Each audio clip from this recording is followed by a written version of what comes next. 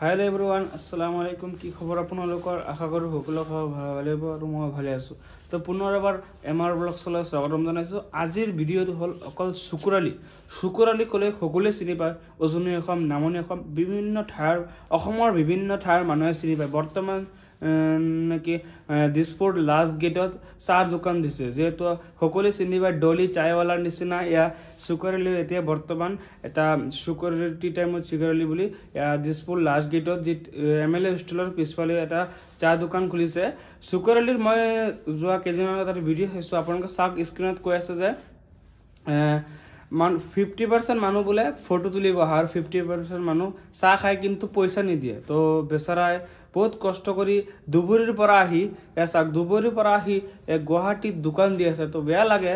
তো যোৱা কেইদিনমান আগত লাইভত আহি বহুত কান্দিছে যে মানসিকত শাৰীৰিকতা কষ্টত আছে, বহুত ভুগি আছে। আপোনালোকে শুনিছে, লাইভত চাইছে চাগে, শুকুৰালিৰ যি অফিচিয়েল যি লাইভত দিছিলে কান্দি আছিলে।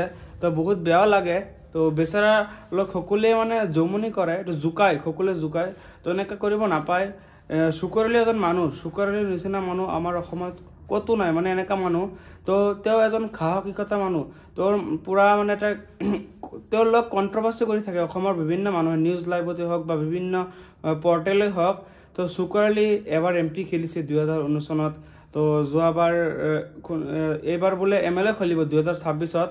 তো তেওঁ ধুবুৰীৰ হয়, ধুবুৰী এজন ল'ৰা হয়। তো মানে বহুত কষ্ট কৰি তো MP খেলিছে। কিন্তু তেওঁৰ আমাৰ অসমৰ মাননীয় মুখ্যমন্ত্ৰী হিমন্ত বিশ্ব শৰ্মা ডাঙৰীয়াৰ লগতো তেওঁৰ বহুত মানে ঘৰুৱা এটা মিল আছে বুলি শুনিছোঁ।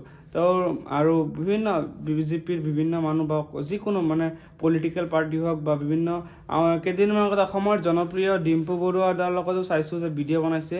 তো ধৰি লওক তেওঁ এজন চেলিব্ৰিটি বুলি ক'ব পাৰি, সকলোৱে চিনি পায়। শুকুৰালি বুলি ক'লে বৰ্তমান যি ডলি চায়ৱালাৰ নিচিনা তেওঁ দোকান দিছে দিছপুৰ লাষ্ট গেটত। তো সকলোৱে চাই আছোঁ যে ফেচবুকত গ'লে যে শুকুৰালিৰ চাই দোকান আৰু কেইদিনমান আগতে চাইছোঁ যে শুকুৰালি কান্দি আছে ফেচবুকত আহি।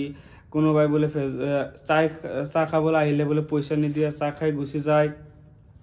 তো এনেকৈ কৰিব নাপায়, যিহেতু তেওঁ কিবা সংগ্ৰাম কৰি আছে, কষ্ট কৰি আছে। তো কিবা এটা আশালৈ কাম কৰি আছে, যিহেতু পৰিয়াল আছে, মা দেউতা আছে। কেইদিনমান আগতে কৈছিলে যে তেওঁৰ মাৰ কাৰণে কিবা এটা বস্তু ল'ব নোৱাৰে, এনেকুৱা অৱস্থাত আছিলে। তো পিছত আহি উপায় নাপায় লাষ্টত তেওঁ আহি দিছপুৰত দোকান দিছে। তো বহুত বেয়াও লাগে।